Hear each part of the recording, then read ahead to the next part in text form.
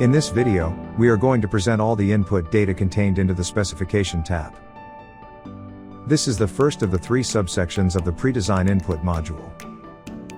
The Specification section provides access to the set of input parameters, defining the top-level aircraft requirements, used to generate the aircraft using statistical data.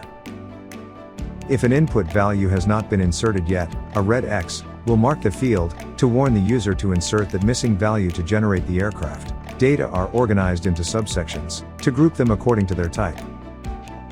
For example, the first subsection is named Global Data, and it contains all data related to the aircraft type and its general characteristics. The Aircraft Type drop-down menu allows you to choose one of the following categories: jet, business jet, turboprop, and commuter. Starting from the set of top-level aircraft requirements, the aircraft is generated using a different dataset for each of the above-mentioned categories. An aircraft configuration can be modeled using all the possible combinations of the following features. Wing position. It can be low or high with respect to the fuselage. Tail type. It can be conventional or T-tail. And engine mounting position. It can be wing mounted or body mounted. Most of the input data have a proper name. These are described by the label of their related text field, such as design passenger numbers, number of pilots, and so on. All data with a unit of measurement have their own drop-down list with possible units they can have.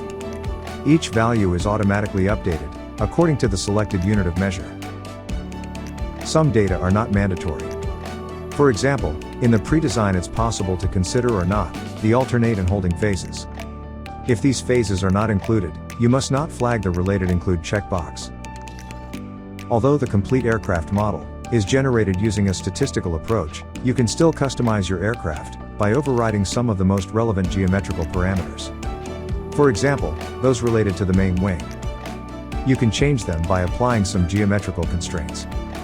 This is a good practice when you want to check the effects of different geometries on the conceptual design process, either in terms of aerodynamics or in terms of performance limitations.